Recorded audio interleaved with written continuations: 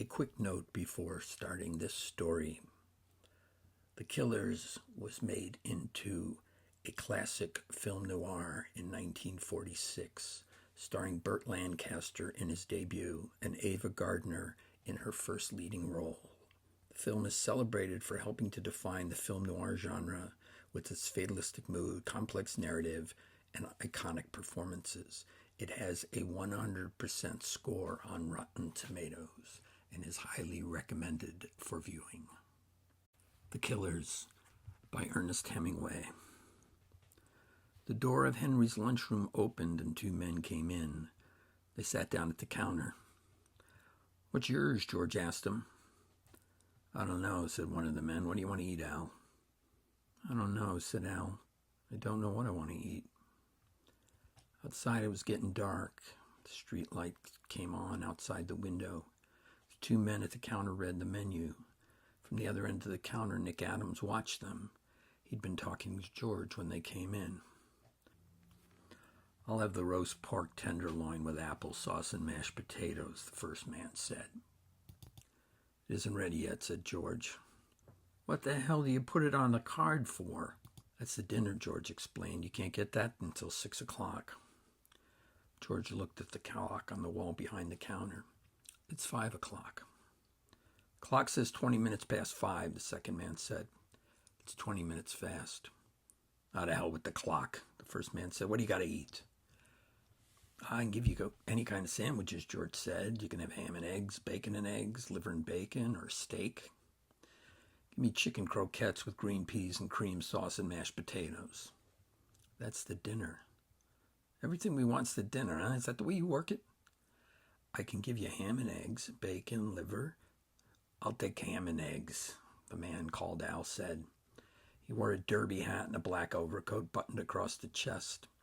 His face was small and white, and he had tight lips, and he wore a silk muffler and gloves. "Give me the bacon and eggs," said the other man. He was about the same size as Al. Their faces were different, but they were dressed like twins. Both wore overcoats too tight for them, and they sat leaning forward, elbows on the counter. "Got anything to drink?" Al asked. "Silver beer, bevo, ginger ale." "I mean, you got anything to drink?" "Just those I said." "This is a hot town," said the other. "What do they call it?" "Summit," said George. "Ever hear of it, Al?" asked his friend. "No," said the friend. "What do they do here at nights?" Al asked. "They eat dinner," his friend said. "They all come in here and eat a big dinner." "That's right," George said. "So you think that's right?" Al asked George. "Sure." "You're a pretty boy, aren't you?" "Sure," said George. "Well, you're not," the other little man said. "Is he, Al?" "He's dumb," Al said. He turned to Nick.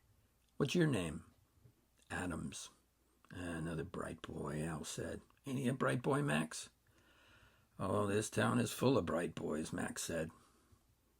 George put the two platters, one of ham and eggs, the other of bacon and eggs, on the counter.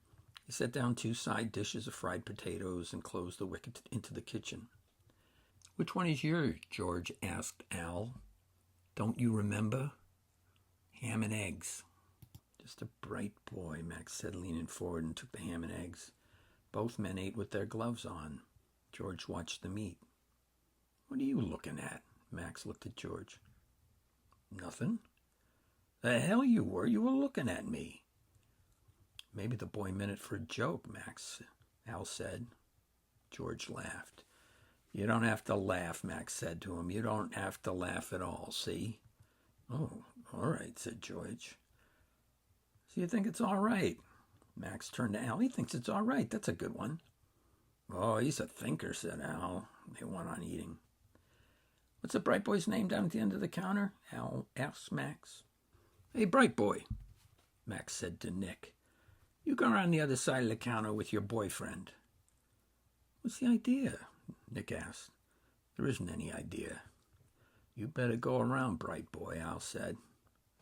Nick went behind the counter. "What's the idea?" George asked. "None of your damn business," Al said. "Who's out in the kitchen?" "The cook." "What do you mean, the cook?" "The man who cooks." "Well, tell him to come in." What's the idea? Tell him to come in. Where do you think you are? We know damn well where we are, the man called Max said. Do we look silly? You talk silly, Al said to him. What the hell do you argue with this kid for? Listen, he said to George, you tell that cook to come out here. What are you going to do to him? Nothing. Use your head, bright boy. What would we do to a cook? George opened the slit that opened with the back into the kitchen. Sam, he said, come in here a minute. The door to the kitchen opened and the cook came in. What was it? He asked. The two men at the counter looked at him. All right, you stand right there, Al said. Sam, standing in his apron, looked at the two men sitting at the counter. Oh, yes, sir, he said. Al got down from his stool. I'm going back into the kitchen with the cook and bright boy, he said. Go on back in the kitchen, cook, and you go with them, bright boy. The little man walked after Nick and Sam back into the kitchen and shut the door after him. The man called Max sat at the counter opposite George. He didn't look at George, but he looked in the mirror that ran along the back of the counter. Henry's had been made over from a saloon into a lunch counter. Well, bright boy, Max said, looking into the mirror. Why didn't you say something? What's it all about? Hey, Al, Max called. Bright boy wants to know what it's all about. Why don't you tell him? Al's voice came from the kitchen. What do you think it's all about?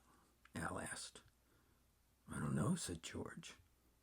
What do you think? Max looked into the mirror all the time he was talking. I wouldn't say, said George. Hey, Al, bright boy says he wouldn't say what he thinks this is all about. I can hear you all right, Al said from the kitchen. It propped open the slit that dishes passed through into the kitchen with a ketchup bottle. Listen, bright boy, he said from the kitchen to George. Stand a little further along the bar. You move a little to the left, Max. It's like a photographer arranging for a group picture. Talk to me, bright boy, Max said. What do you think's going to happen? George did not say anything. I'll tell you, Max said. We're going to kill a Swede. You know a big Swede named Ollie Anderson? Yeah. He comes in here every night, don't he? Sometimes he comes in here. He comes here at 6 o'clock, don't he? If he comes. We know all that, bright boy, Max said. Talk about something else.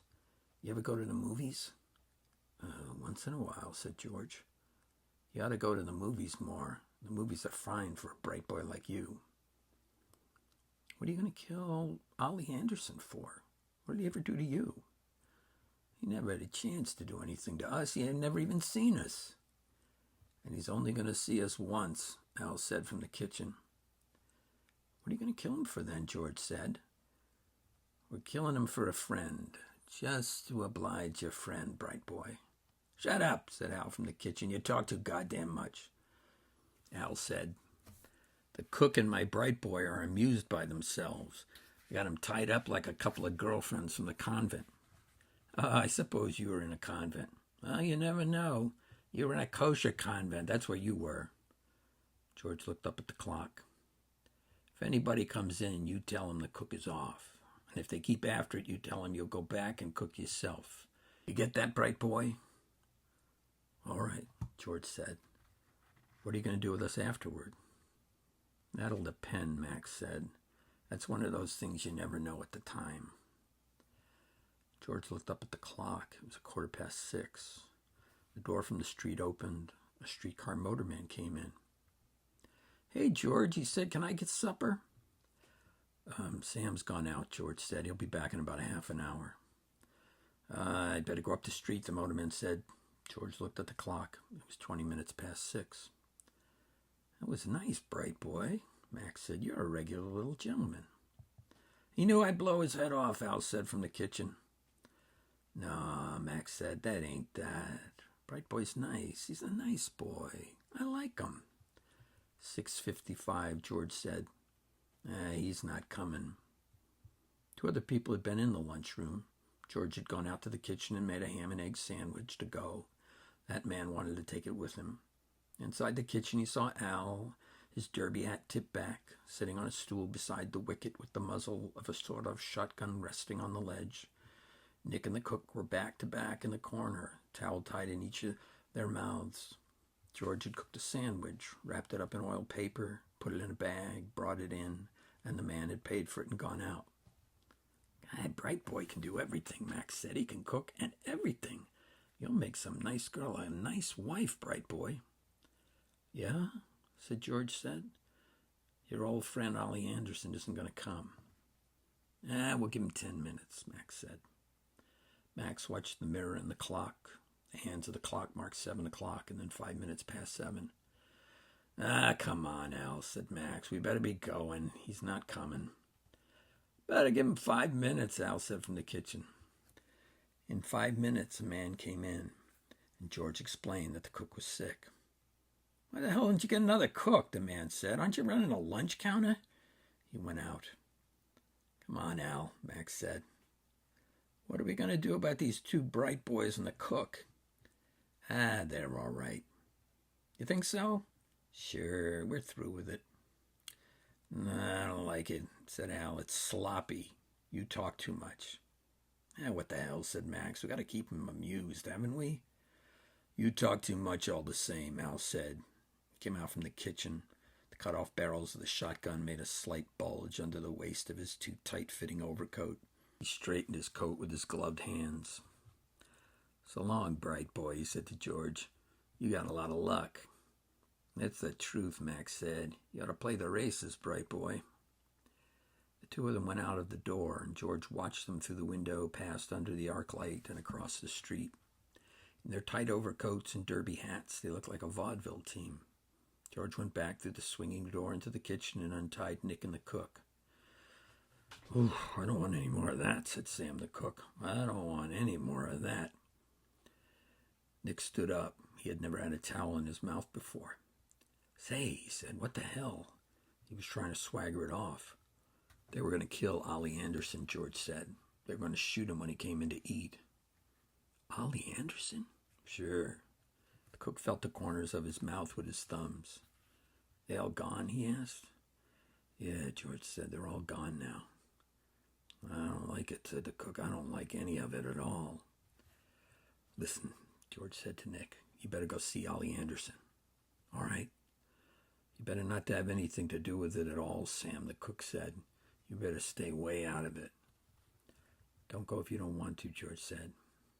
"Mixing up in this ain't going to get you anywhere," the cook said. "You stay out of it." "I'll go see him," Nick said to George. "Where does he live?" The cook turned away. Little boys always know what they want to do," he said, disgusted. "He lives up at Hirsch's rooming house," George said to Nick. "I'll go up there." Outside, the arc light shone through the bare branches of a tree, and Nick walked up the street beside the car tracks and turned at the next arc light down a side street. 3 houses up the street was Hirsch's rooming house. Nick walked up the 2 steps, pushed the bell, and a woman came to the door. "Is Ollie Anderson here?" "Do you want to see him?" "Yes, if he's in." Nick followed the woman up a flight of stairs and back to the end of a corridor. She knocked on the door. "Who is it?" "It's somebody to see you, Mr. Anderson," the woman said. "It's Nick Adams." Come in." Nick opened the door and went into the room. Ollie Anderson was lying on the bed with all his clothes on. He'd been a heavyweight prize fighter, and he was too long for the bed. He lay with his head on 2 pillows. He did not look at Nick. "What was it?" he asked. I was up at Henry's," Nick said, "and these 2 fellows came in and tied me up and the cook, and they said they were going to kill you." Sounded silly when he said it. Ollie Anderson said nothing. "They put us out in the kitchen," Nick went on, and they were going to shoot you when you came in to supper." Ollie Anderson looked at the wall and did not say anything. "George thought I'd better come up and tell you about it." "There isn't anything I can do about it," Ollie Anderson said. "I'll tell you what they was like." "I don't want to know what they was like," Ollie Anderson said. He looked at the wall. "Thanks for coming to tell me about it." "Oh, that's all right." Nick looked at the big man lying on the bed. "Don't you want me to go and get the police?" "No," Ollie Anderson said. "That wouldn't do any good." Isn't there something I could do? No, there ain't anything to do. Maybe it was just a bluff. No, it ain't just a bluff. Ollie Anderson rolled over to the wall. The only thing is, he said, talking towards the wall, I just can't make up my mind to go out. I've been here all day. Couldn't you get out of town? No, Ollie Anderson said. I'm through with all that running around. He looked at the wall. There ain't anything to do now. Couldn't you fix it up in some way? No, I got it wrong, he said in the same flat voice. There ain't anything to do. After a while, I'll make up my mind to go out. I better go back and see George, Nick said. So long, Ollie Anderson said. He did not look towards Nick. Thanks for coming around. Nick went out. As he shut the door, he saw Ollie Anderson with all his clothes on, lying on the bed looking at the wall. He's been in his room all day, the landlady said downstairs. I guess he don't feel well. I said to him, Mr. Anderson, you should go out and take a walk on a nice fall day like this. But he didn't feel like it. He doesn't want to go out, said Nick. Oh, I'm sorry he don't feel well, the woman said. He's an awfully nice man. He was in the ring, you know. I know it. You'd never know it except from the way his face is, the woman said. They stood talking just inside the street door. He's just as gentle. Well, good night, Mrs. Hirsch, Nick said. I'm not Mrs. Hirsch, said the woman. She owns the place. I just look after it for her. I'm Mrs. Bell. Well, good night, Mrs. Bell, Nick said. Good night, the woman said. Nick walked up the dark street to the corner under the arc light, and then along the car tracks to Henry's eating house. George was inside, back at the counter. Did you see Ollie? Yeah, Nick said. He's in his room and he won't go out. The cook opened the door from the kitchen when he heard Nick's voice. I'm not even going to listen to this, he said, and shut the door. Did you tell him about it? George asked. Sure, I told him, but he knows what it's all about. What's he going to do? Nothing. They'll kill him. I guess they will. He must have got mixed up in something in Chicago. I guess so, said Nick. It's a hell of a thing. That's an awful thing, Nick said. They did not say anything. George reached down for a towel and wiped the counter. I wonder what he did, Nick said. Double-cross somebody, that's what they kill him for. I'm going to get out of this town, Nick said. Yeah, said George, that's a good thing to do. I can't stand to think about him waiting up in that room and knowing he's going to get it. It's too damn awful. Well, said George, you better not think about it.